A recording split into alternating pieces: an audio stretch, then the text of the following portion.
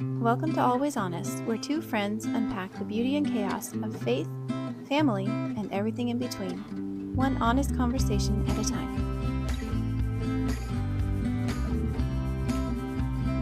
Welcome back to Always Honest. I'm Leah. I'm Madeline. And today we're talking about raising grounded kids in a world that is upside down. Do you ever go to bed feeling like you've failed as a parent and you wake up and you're already behind? Or you're trying to raise kind kids that are confident in a world that is loud and confusing? Or sometimes they're cute and cuddly and the next minute they're slamming the door in your face.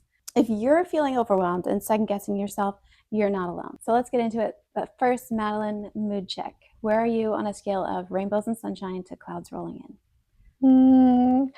I want to say partly cloudy because I'm just in a funk, but I would feel like I'm being negative or complaining, and I know people are going through way worse things than my situation, but I don't do well in a waiting season of any kind. So like if you're waiting to hear back from like a doctor or like just like an unknown of something, I don't know. So I was sick for a few weeks and then ended up hurting my side by coughing so hard I pulled a muscle or whatever. So now it's like I'm finally feeling better sickness wise, and I'm injured and I like can't, I love to work outside and I love to just be busy and like move my body. And so this is really hard for me. Now I'm like having to be still and rest, and I'm not enjoying it, and I'm like constantly asking God, like, what do you want to teach me in this season? Because I'm like, is it just more trust? Is it a thankfulness? I don't know, but I'm in that's been annoying this week of just like, and again, the unknown. I like to have control, so I'm like, I don't know the day that I'm going to feel better. It could be another 2 weeks, it could be in 3 days. So the unknown is really annoying to me, and but I have lots to be thankful for. So that's just kind of where I'm at though right now, is like a waiting season. So Well, don't apologize. This is Always Honest, and how you feel matters, and it's important to be honest with yourself about where you're at. Yeah. And you saying, to me before, like, this too shall pass, like, it's hard waiting for something to pass, like, it's like, can it just quickly go, like, I don't know, but like just knowing like I've been here before. And that's what I was journaling last night actually, and I felt like God reminded me, you've been here before multiple times, of like that middle of like, well, I'm in the middle, when am I gonna, like, the clouds are gonna part, that kind of feeling. And they've parted every time, and it's like it will come to an end. But just wanting to feel better, like, especially with the weather getting nicer, it's like I want to be busy, and I don't want to just take it easy right now, but that's what my body is asking, so I need to just do it. And another thing that I'm thinking maybe it's teaching me is to not take for granted those days where I do feel good and that I do feel like I can get a workout in and whatnot, because often I'm like lazy and I'm like, oh, I don't feel like working out. But it's like, now I'm like, oh my gosh, take every opportunity, because you don't know when you're going to be told you actually can't do that right now. So anyways. So you're learning things and you're waiting. I am. I'm trying, because, nothing is wasted, right? Like, these seasons shouldn't be wasted. So what about you? Where are you at from rainbows and sunshine to the clouds rolling in? Well, now I can't be like, no, you be positive. If you're doing great, you tell me. I need to live through you. No, I would just say it's nice that it's the end of the week and the sun is shining, and I had 10 minutes to myself on the car ride over. So I drive slower than you, so it's not 3 minutes. I was gonna say, when you said you were on your way, I was like, I literally was. I was leaving my driveway. There were a lot of cars. Okay. I had to sit there and wait at the stop sign. That's funny. One of the reasons that I wanted to talk about this is because I feel like specifically how our culture is today as a parent isn't necessarily talked about a lot.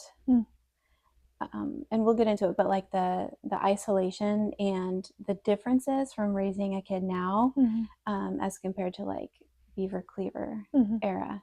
Do you know who the Cleavers are? But I'll nod my head. Yeah, I've heard of it. I know what you're saying. Like, yeah. When there wasn't the screens and the Well, and it's more than that. Like, it's not only the screens, but I think about the emotional load So I'll give you one of the statistics, and then you can tell me what you think. Okay. Okay, so 50%. There's been a 50% decrease in outdoor time over the past 2 decades. American children have experienced a 50% decline in time spent outdoors. A 2021 survey revealed that 37% of children ages 3 to 5 played outdoors for 1 hour or less on weekdays, with 24% doing so on weekends. I don't know about you, but I was running around for hours until the sun went down. As parents, there's an increase in isolation. Approximately 66% of parents report feeling isolated and lonely due to the demands of parenthood. About 62% of parents feel burned out by their responsibilities, and nearly 38% feel unsupported in their parenting role. Here's the last statistic that I'll share. Nearly half of American parents experience overwhelming stress daily, compared to 25% of non-parents. Mm-hmm. So there's a lot of things that had a lot of things to unpack in there. But Yeah. how does that resonate with you? I mean, as far as the outside time, I don't know about you, but I notice such a difference in my girls' moods when we have been outside all day. Just like they're less crabby, they're less emotional. Not that that's bad, but like they're handling their emotions better, I should say. They're more grounded. Yeah, they're, oh my gosh, yeah. In fact, I just told May the other day, she was like getting barefoot on the grass or something, and I said, that's actually really good for your brain. And she's like, it is? She's like, walking. I said, yeah. And it's just like those things we don't think about, how like, in creation, like we had our, I mean, not we, Adam and Eve, people back then, they had their feet on the ground and in the dirt and in the grass, and they're using their hands, and they're getting dirty, and I don't know, it's just like there's it's no the way denying. we were designed to be. Yes. Yeah. Yeah. Be connected with the earth. Yeah. And I heard this once, that I don't actually live by this very well, but I heard this once that there's actually which obviously like a tornado or something would be inappropriate to go outside, but like there's no inappropriate weather to play outside. There's only inappropriate clothing. So like, as soon as it starts drizzling, it's like, get inside. And it's like, why? Like, to our you can temperature controlled house. Yeah, like it's okay. Like the girls will sometimes say, like, can I go play? And if it's raining, my like natural instinct is to be like, oh no, it's raining. And it's like, they're fine in the rain. We have raincoats. So I don't know, just like stretching out of my comfort zone, even just like they're okay out there and it's good for them. And because what are they going to want to do inside? They're going to want to watch TV. They're going to want to look at pictures on my phone. They're just, it's, and but that always leads to more crabbiness in my house, like always. It's like fun to have a family movie day, and there's cozy times for that. So the outside time, I think, is pivotal. And then as far as the being overwhelmed, it honestly breaks my heart to like know that there's so many parents, and I am that parent so often, where I'm just like, I feel so overwhelmed and feel like I'm failing. And so it makes me wonder, are we talking about it enough? Like, are friends able to have those conversations of like, I don't know, like it's in a weird, twisted way, it's refreshing when your friend's like, I lost it on my kid today. And you're like, oh, thank God, because I did too. And now I feel more normal. And like, but I think so many of us keep it together, like straight laced, like, they want to show up and they want their kids to look a certain way and their family to look a certain way, when really maybe inside they just need to tell someone, like, I am struggling. And so I don't know, are we not having enough like conversations, or people not feeling like they can be real about the stress of it and ask for help? I don't know. Definitely. I think that speaks to the pressure that there is to raise grounded kids and to have them look a certain way. And then I think that can lead to so much stress as a parent, like we read about. And then you transfer that stress onto your kids, that, okay, you're not performing this way, so you're making me look bad. So then you just want to like clamp down and make them perform. But that's not doing anyone any good. So that pressure. For sure. Well, I was just going to say, it kind of goes back to what we talked about in a previous episode, where you said you have to separate your child's behavior from your parenting, and how we deal with that shame so often of like, if our child's acting a certain way, then especially in front of someone maybe that we want to, have a certain appearance around, it's like not only are we frustrated that they're acting a certain way, but now we feel shame of like, great, now I'm looking a certain way as a parent or whatever. And so there's just too much pressure, and it's you know I don't know. I don't I don't want. I just feel like a lot of people, I think that there is one way that a child should act. There is one way that a child should respond, and there's it's one way. That's like, and it's harmful because respect and obedience should absolutely be expected from our children. But every single child has such a different personality type, and I guess I went into parenting thinking like, oh, this is what it's going to look like, and it looks nothing like I thought it was going to look like. And so because of that, I have felt shame of like, this is not how it's supposed to look. But it's like, well, there's really not a certain way that it's supposed to look or supposed to go. We have kids with needs and different wirings. I think that's definitely relatable, and that's a huge pressure that I'm sure a lot of parents feel. And yet, the way our whole system is right now is completely working against us. Mm-hmm. So we have all this pressure, and then we have less support than ever. Yeah. Because, like I was saying earlier, when you were June Cleaver on Leave It to Beaver, we watched that show all the time with the boys. Oh, okay. And it's just really interesting to me. But anyway, Beaver would run off and go to the movie theater, and he's like 8. And that's, a couple hours that June is not pressured with, him being home and trying to find something entertaining for him to do. So yeah. I just think that the pressures of parenting are so much greater because we're in these isolated units of our own little family units, trying to make it all work all by ourselves. And that maybe for you, I know for me, that's why we moved out to somewhere with more land, so I could tell the kids, go outside, like I couldn't have them in my space constantly, and it doesn't mean that you don't love your kids. No. There was speaking of the pressure, I felt a lot of guilt for a long time for not wanting my kids around me all the time. And then I started to realize it wasn't like this for a lot of generations. Kids weren't around you all the time. For sure.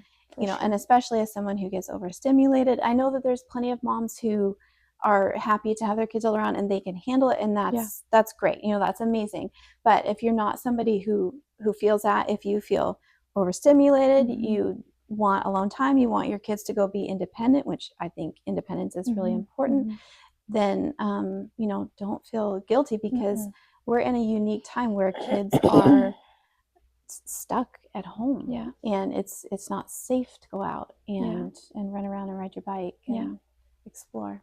I want to ask you if you saw this on social media. This mom had her son, I don't know how old he was, that matters obviously, I want to say like around 8 or something. I'm sorry if I'm wrong, but around that age. But she like parked, I think it was like Chick-fil-A or something, and she parked and she had him go inside and do the order and come back out, and she couldn't see him like from the car.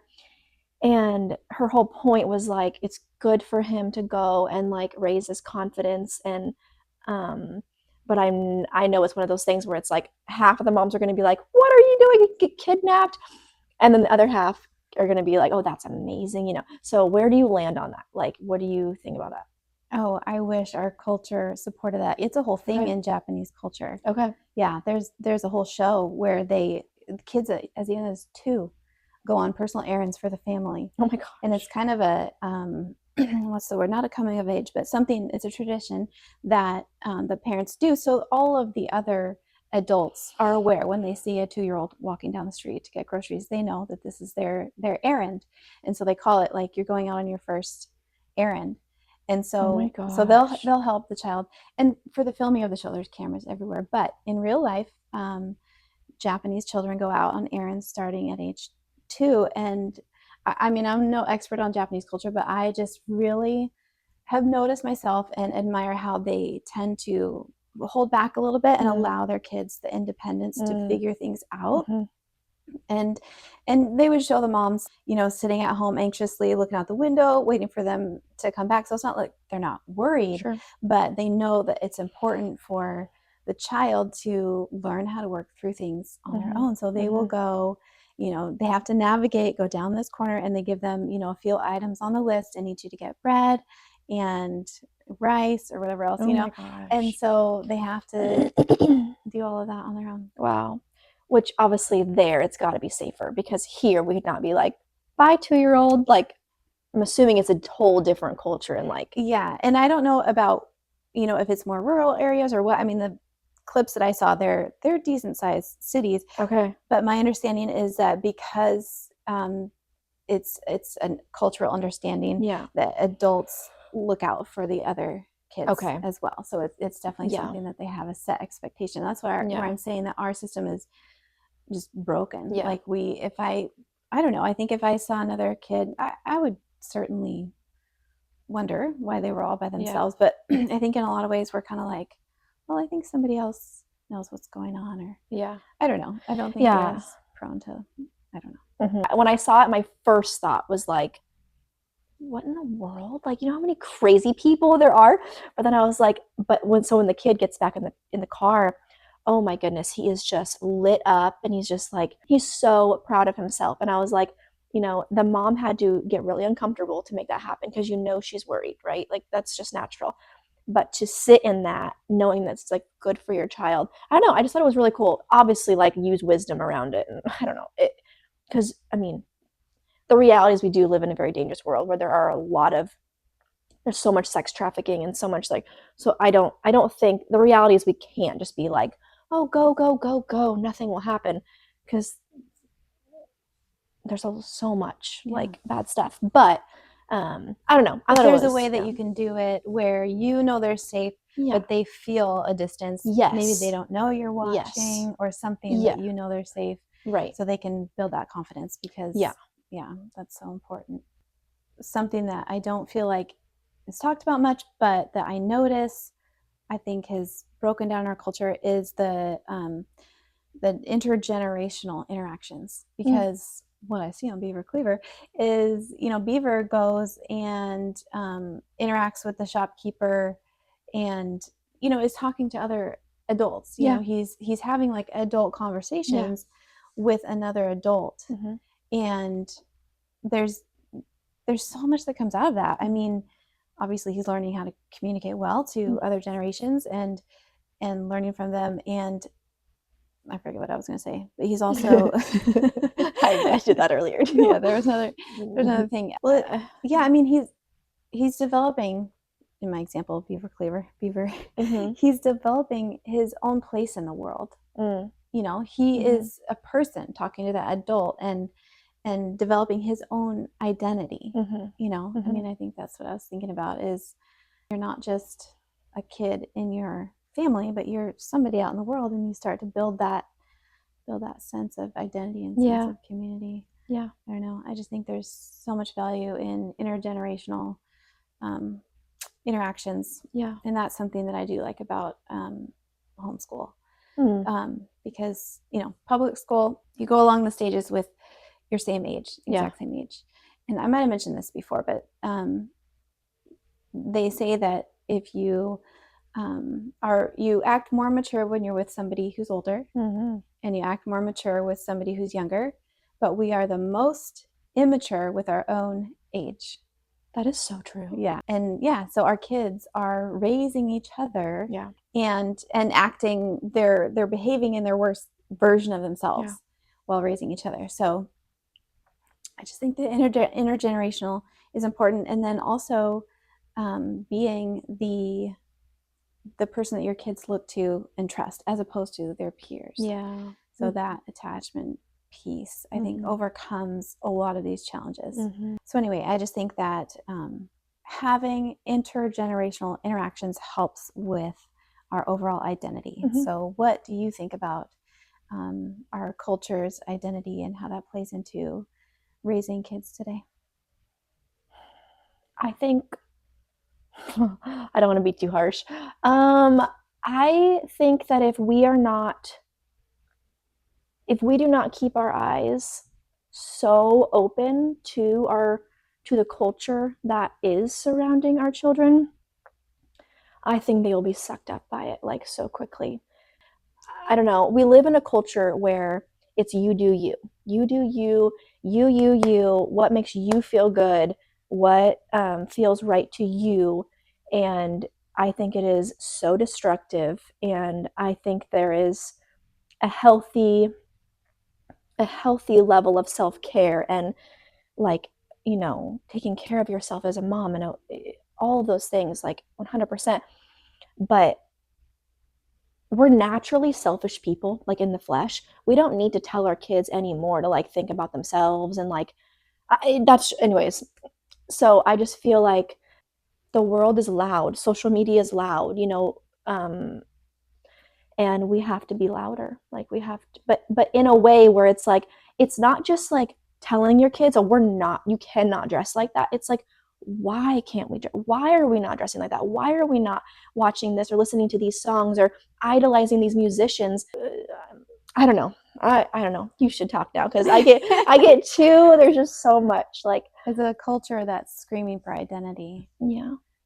Yeah. So people are they're screaming Yeah. for, where do I belong? Yeah. Yeah. I mean, traditionally, you would have tribes or smaller groups that knew what they were about. Our job is to go out and fish, or we are the people who get the wool, and so you develop a sense of identity. Whereas here, because we're such an opulent culture, we can be whoever we want. Yeah. And people actually don't want choice. We actually, our nature is to some degree want to be led and told what to do. Yeah. There was a study out. I feel like I always repeat myself, so I'm sorry if I've told you this, but they gave people a whole bunch of options of ice cream, and then they gave this group of people 3 options. And the satisfaction rate of the people who only had 3 options of ice cream to choose from was a lot higher. I don't remember exactly how much, but it was a lot higher than the people who came out and had the option of 31 flavors. They were not as satisfied with their choice.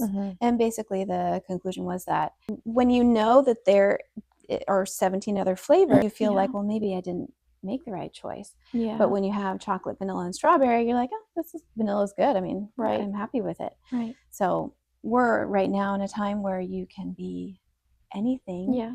And our culture doesn't really direct, which, like, I don't know, like what your identity Yeah. is. It leaves it very open. And again, our peers are raising each other. That hasn't been the case for a long time. Usually the parent was the primary source of identity, and the person that the child followed. And so I got that from a book called Hold On to Your Kids. I'll have to double check the name, but I can put that in the show notes because I really recommend it.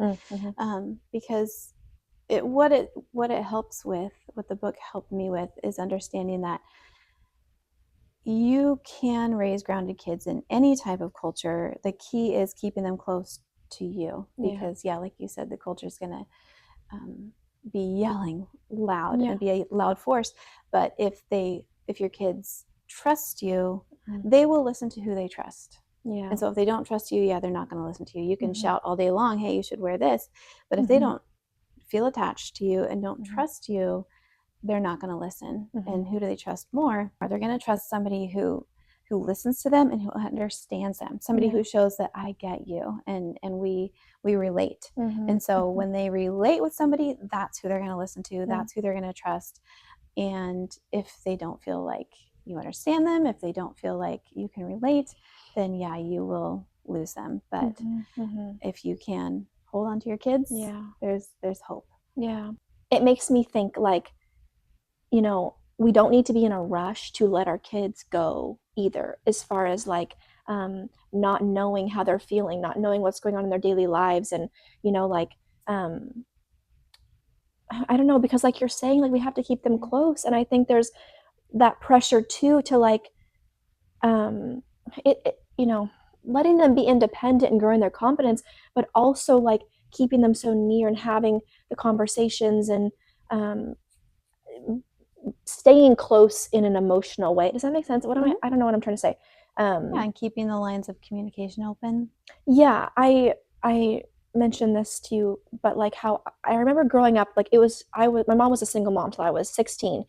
And so it was me and her, and there was always so much communication, and she constantly drew near to me. It was like, okay, you're upset, let's talk, what's going on? And she'd give me my space in a minute if I needed or whatever. But I wasn't like, like the idea of a kid just like going in their room after school and not coming out for 5 hours, and like the parent being like, oh, they'll come out if they want to talk. It's like sometimes you have to go in there and not leave until they talk to you. Like, let them know like you love them. And I mean, I struggle with this with my 9-year-old because she will shut me out. It's like, don't talk to me. And I'm like, okay. And then I'm like, I got to keep going back and keep going back of like, no, like, and I don't know, just. Did you feel like your mom understood you? I did. Yeah. She never shamed me for anything. And I knew that I could tell her anything, even if she was going to be disappointed. I felt like I could tell her anything. And I don't know how she did it exactly. I don't know how, but like, I desire that with my kids so much where they can tell me anything. And that relationship will stay strong. And yeah. I don't know.